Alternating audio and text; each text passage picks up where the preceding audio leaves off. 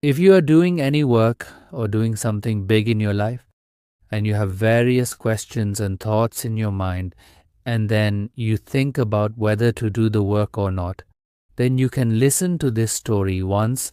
Maybe your morale will increase a little more. And if you like the story, then subscribe to the channel, and here it is told in advance about the problems of people that people face later. So today, I will tell you this story about a young woman who, after listening to it, you will be able to find ways to understand your mind a little more and find peace. The story begins in a dark corner of the city where the sun does not reach. There lives a young woman named Ishita. Her eyes were deep black, but inside them was hidden an artist. Ishita was an extraordinary violinist. The melody of her violin seemed magical, giving a glimpse of joy even in sadness. But the people of the dark city were hopeless and silent. They believed that their lives would be spent in this darkness. The biggest problem here was a strange silence throughout the city. No one laughed, no one sang. And their only entertainment was an old rusty the machine, from which crackling sounds occasionally came out. Ishita's biggest dream was to bring back the light and the lost laughter and music to this city. One day she went to her old teacher, the wise sculptor. The sculptor told her the secret of the city. Ishita, an invisible force has stolen all the joy and light of this city, and only one thing can defeat that force: indomitable will. Bhaskar showed him an ancient manuscript. It read, "There is a huge mine mountain right in the center of the city. Whoever once sets his mind and climbs to the top of that mountain will receive the seed of light. Only by planting that seed will light return to this city." But the problem was, there were hundreds of obstacles on the way to that mountain of the mind.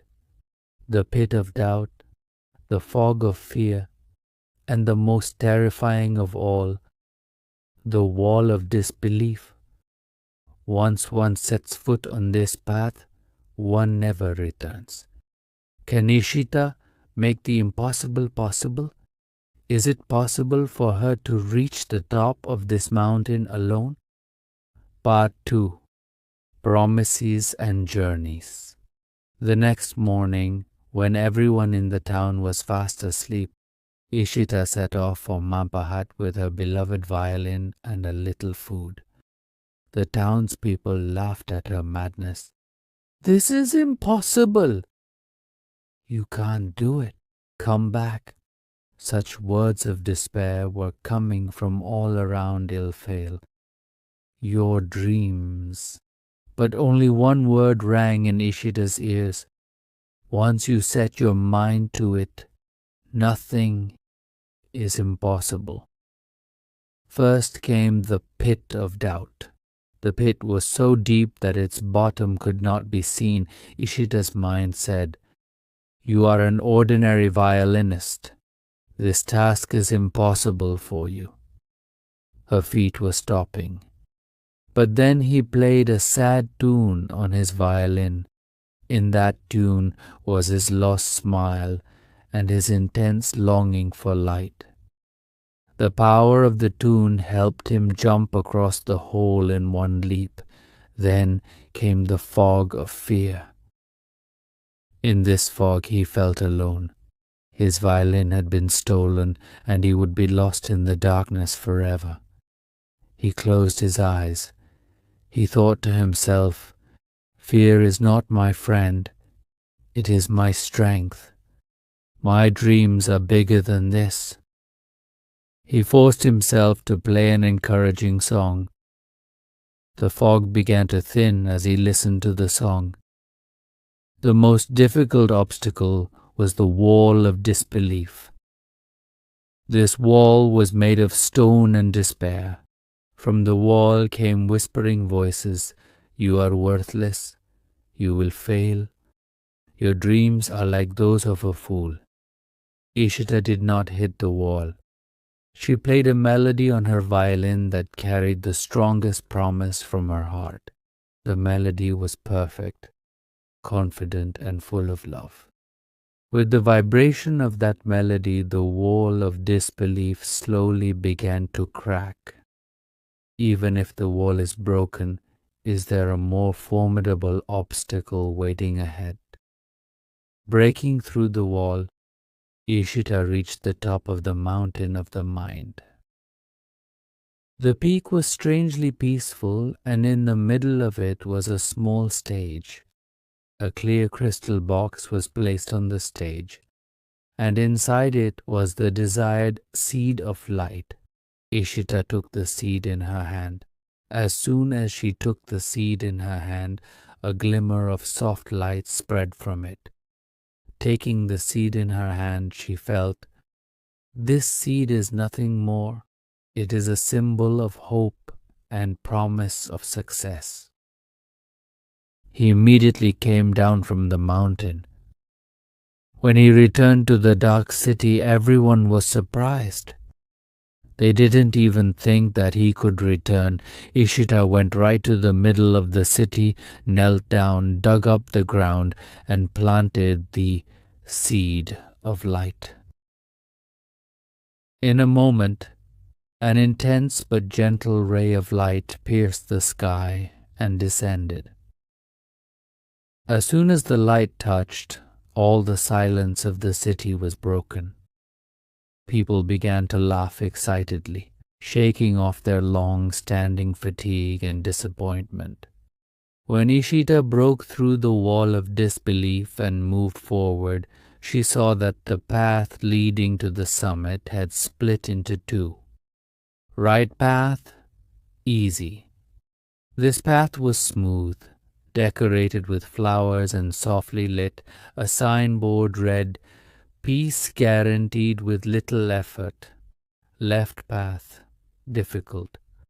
This path was rough, full of thorns, and covered in pitch darkness. There were no signboards. Ishita's mind told her, "Why are you suffering so much? Light only wants peace. If you take the easy path, maybe you will find the seed. Maybe the source of that light is somewhere else." This is the quicksand of doubt. This quicksand swallows not only the path, but also the decision. Just then, a long shadow emerged from the thorny path to the left. It was Maya, a mysterious artist from the city of darkness, who, like Ishita, dreamed of bringing back the light, but was consumed by jealousy over her own failure. "Ishita," Maya whispered, "take the easy way. I tried, but this mountain is too hard. You will fail like me, and besides, I will take the light seed because I play a more powerful melody than you." Maya held an old deformed violin from which only the harsh sounds of despair came out. Maya quickly moved forward on the smooth path to the right. Ishita hesitated for a moment. She thought, Maya might be right. Why would she go through so much trouble? But then she remembered Bhaskar's words. Indomitable willpower doesn't look for easy ways. It sets goals. He picked up his violin and, bypassing the shifting sands, headed down the difficult thorny path to the left. The path was difficult, but with each thorn, Ishita played a stronger melody on her violin. Every note of her melody was a testament to her willpower. Meanwhile, Maya, taking the smooth path to the right, saw that the path had suddenly ended. there was only a vast emptiness. A voice came from the edge of that emptiness. This path only offers the temptation of false peace. If you do not set your mind, you cannot reach your destination. Maya sank into the darkness of despair and failure. Ishita took the left path and saw that it led directly to the top of the mountain. There, at one point, the two paths met again, but Maya could not reach there. Ishita now faces the final test. Is Alok Bij really waiting for her? Part 3. Seeds of Light and Great Melodies. When Ishita reached the top of the mountain of the mind after walking the difficult path, the surroundings were strangely quiet. In the middle of the peak was the platform, and on it was a clear crystal box. But the box was empty. The light seed was not there. Ishita sat down on the ground in despair. So much suffering, so many promises, had it all failed? Just then, the crystal box in the center of the stage twinkled, and a message flashed inside. The seed of light is not an object. It is the final result of your determination. You have chosen the hard way, not giving in to greed or doubt. Your indomitable will is that seed. Ishita understood the task was to prove herself. He stood up and took his beloved violin in his hand. He began to play the most powerful and noble melody of his life. This melody contained all his sacrifice, courage, determination, and his selfless love for the dark city. When the melody reached its highest peak, a flash of intense yet gentle light from the bow of his violin fell directly onto the stage. That light beam instantly turned into a seed of light, but not on the ground, but deep within Ishita's mind, at the place of her vow. With that strength of mind, she swiftly descended the mountain. When she returned to Aloknagar, city of light, everyone was astonished. They saw a strong self-confidence and peace in her eyes. Ishita knelt down in the middle of the city, but this time she did not dig the ground. She just used the power of her heart to play that magnificent tune on her violin. In an instant, the seed of light within her was revealed. A strong, warm light spread from her body, piercing the sky and descending. As the light touched, all the silence of the city broke. People, shedding years of accumulated fatigue and despair, began to smile exuberantly. A sweet sound like the melody of a violin emerged from the old rusted instrument, and Andharnagar, city of darkness, was renamed Aloknagar. Touched by Ishita's melody and willpower, Maya also saw the flash of light at the foot of the mountain. She understood that unwavering determination and selfless effort were the real victory. She threw away her distorted violin and stepped towards the light. Main Lesson, Part 4. Reunion of Light and Lasting Peace. Aloknagar was now cheerful and vibrant. Ishita's musical magic not only brought back light, but also instilled new hope in people's hearts. Every corner of the city now echoed with joy. Maya, sitting in despair at the foot of the mountain, lifted her head upon hearing the last strains of Ishita's magnificent melody. She saw a flash of light coming towards her too. There was no judgment in this light, only the warmth of unconditional acceptance. Maya then understood that her failure was due to envy and selfishness, not lack of power. She had wanted to enjoy the light herself, while Ishita had wanted to bring it back for everyone. This was the fundamental difference in their resolve. Maya slowly moved towards Aloknagar.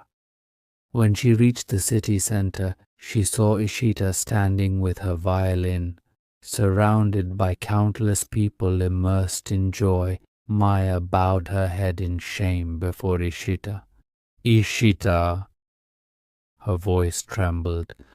I wanted to obstruct your path. My arrogance led me into the trap of the easy way. I couldn't believe you would succeed. But Ishita stood beside her, encouraging her softly. Make up your mind, Maya. What do you want? Do you want peace or despair? Be resolute. Maya took a deep breath. She made up her mind.